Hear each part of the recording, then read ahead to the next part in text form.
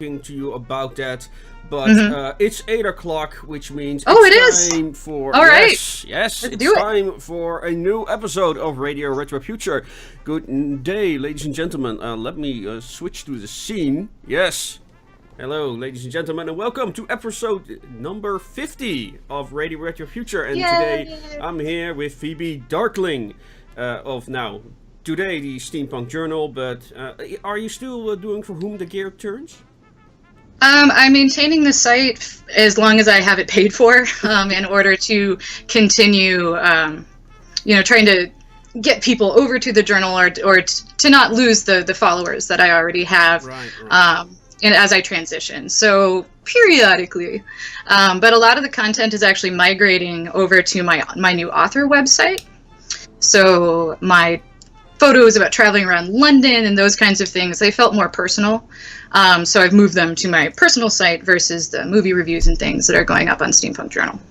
Okay, well, let's just continue with this conversation, because I know many of the viewers probably already know who you are, but could you please tell us who you are and what you do in your daily existence besides Steampunk?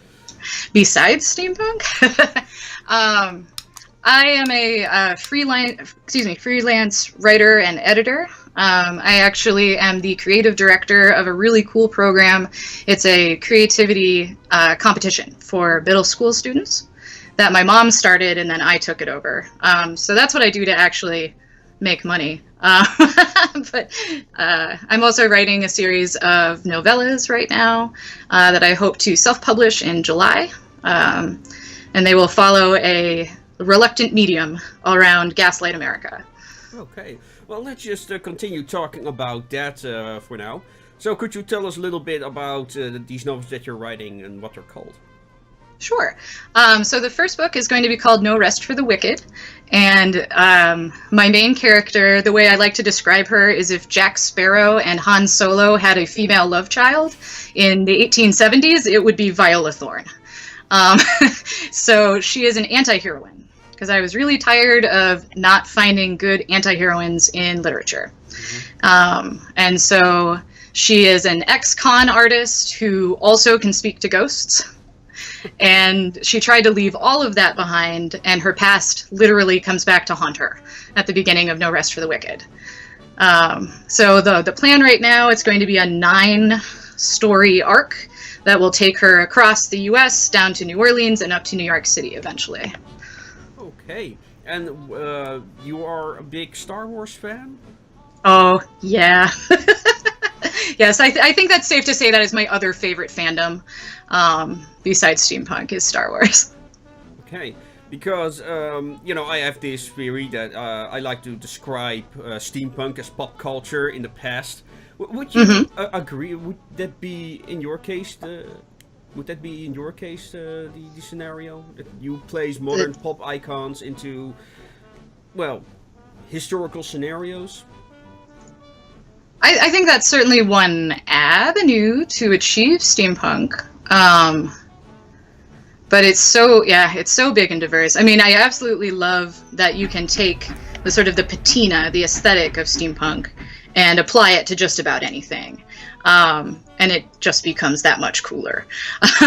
So in that way, there's definitely, you can interplay with more modern pop icons and things like that. I mean, Star Wars, right? That's a hugely steampunked thing. I think R2-D2 steampunk is pretty much the cutest thing ever. So, but it's interesting because you do see a lot of famous figures in steampunk. So in that way, you could say, like these celebrities that we know from history, or they were celebrities in their own day, they become fictional characters and get punked in that way. Yeah, they're pop culture icons, or at least that's how I see them.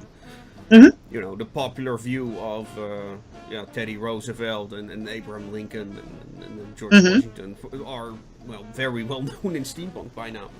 Yeah, absolutely. And there are some great women from the 19th century that get celebrated in steampunk. Oh, right. Yeah, of course. Ada Lovelace, of course, but others as well. And I'm so rubbish at names, or I would name more of them. Elizabeth Knight, I think her name was. Well, and there's this fantastic Russian medium who is like the founder of the occult movement and things as well. She was also very, very a great powerful Hitler supporter. Oh God, what was her name? Madame.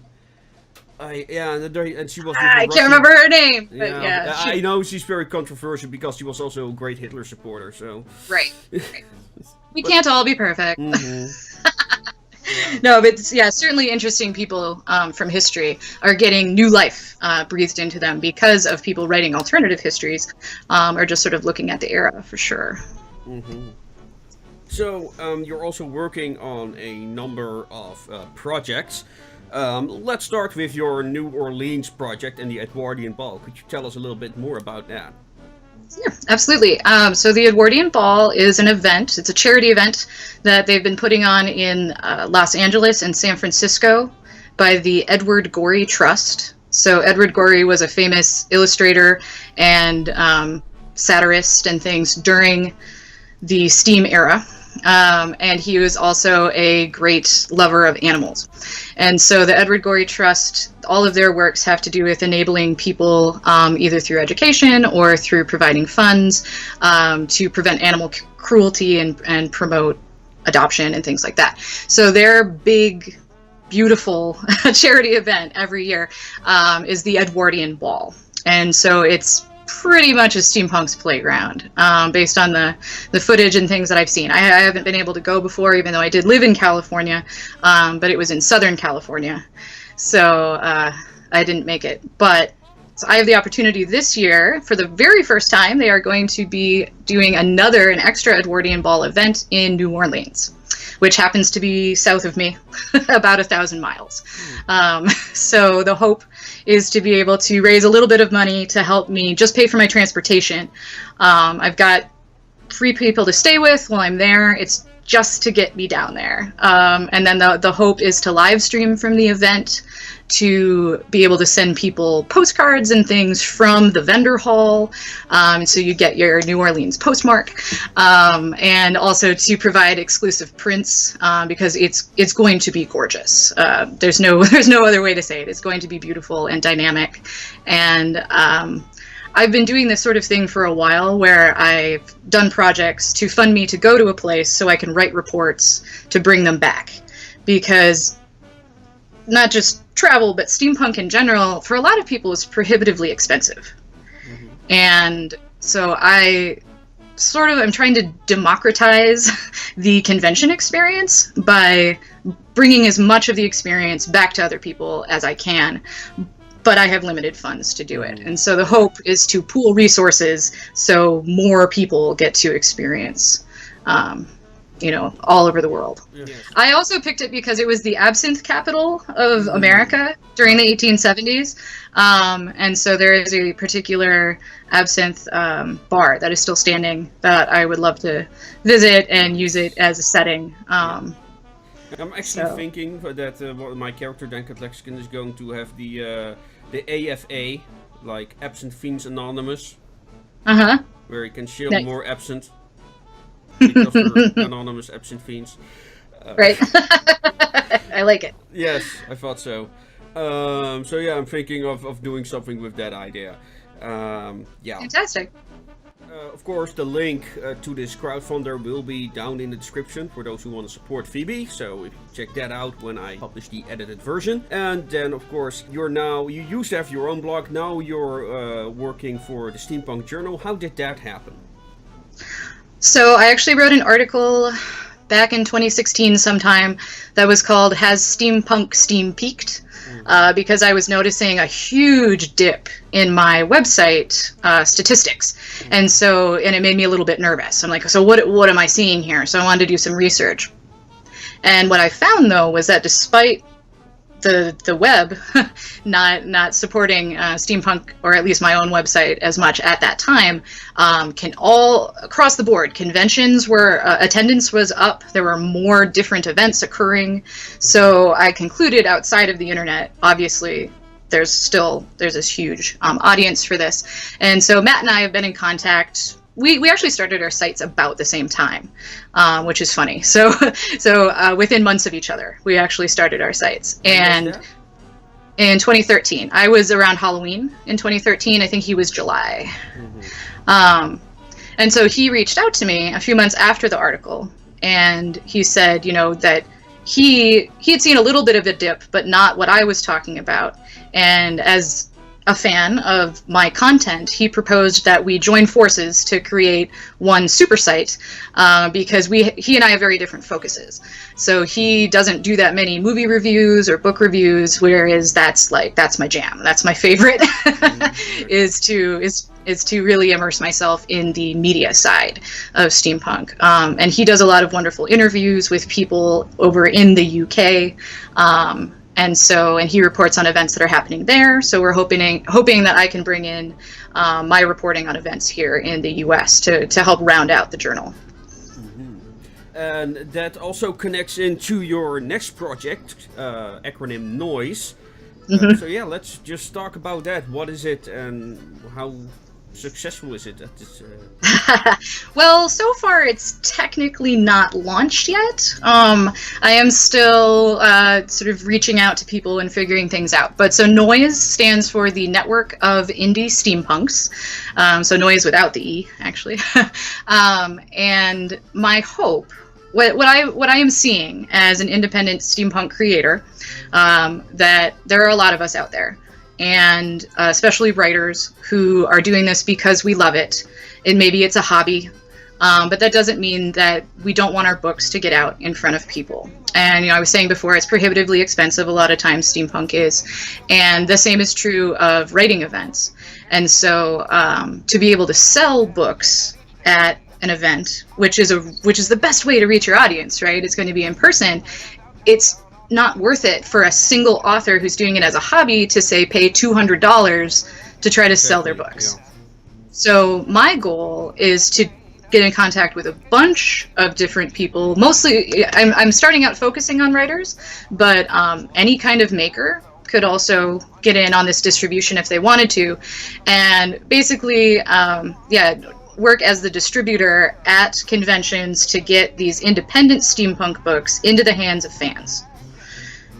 And so, again, it's pooling resources to make the reach go farther.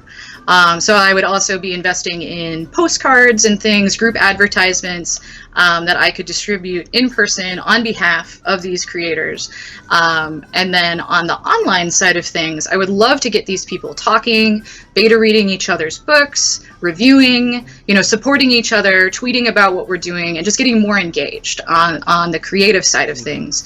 Not just the boring financial stuff, but also getting these creators talking to each other and benefiting from expertise and things like that. So so NOISE is this organization that I am starting. So I'm recruiting authors right now, but also I'm looking for partner websites. So there's a blog tour side of this, where I want to help people with their digital book launches. So we need people who are willing to host cover art reveals, giveaways, things like that. So I'd be coordinating that for people.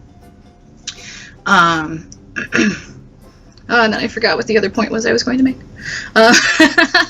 But yeah, it's kind of a big complicated beast. I've tried to make it as streamlined as possible on phoebedarqueling.com. There are web pages available. You can't actually sign up to be a member yet, but there is an interest form if anybody out there would like to find out more, get on my mailing list, or if you are a business that would like to offer discounts to membership, to NOISE members. NOISE can act as a way to funnel business to steampunk businesses. So Steampunk Parliament, for instance, is one of my partners. Bess Godin does really cute hand-drawn icons and logos and book covers and things like that. So she's one of my partners who's offering a discount in hopes of connecting with more steampunk makers as a steampunk maker herself.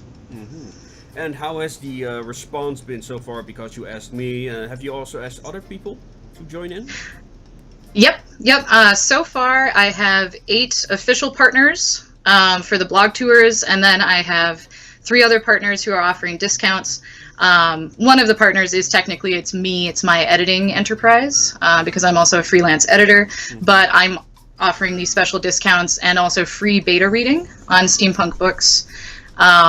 Because I've done 50 book reviews now within steampunk and scientific romances, I feel pretty well equipped to help people out with steampunk specifically, and then editing in general, because it's part of my training.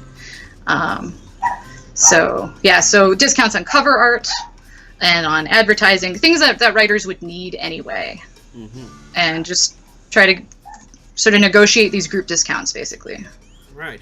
So you are an editor. What do you edit? Is it mostly commercial work, or do you also do a lot of steampunk or other fiction-related projects? Well, I am about to start a historical Christian novel this week. I have a new client, so it's not steampunk, but it is historical. And so that's why she wanted to talk to me, because I know a lot about the Steam era. So yeah, I prefer to read fantasy and science fiction, but I will edit whatever, because elements of a good story, it doesn't matter what genre it's in. A structural problem is a structural problem no matter what the genre. So I really enjoy the challenge. I really love, I can get lost for hours actually editing. I can get more lost editing than I can reading.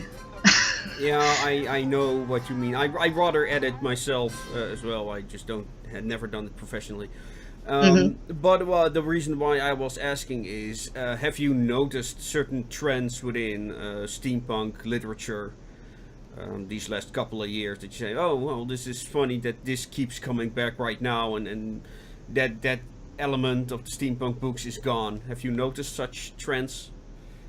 Well, I try to read really widely across the 30 years, that steampunk has existed. So I don't exclusively read what the newest things are, but I can definitely say that I have noticed both in the things that are being created and in the calls for steampunk submissions that there's a lot more call for diversity.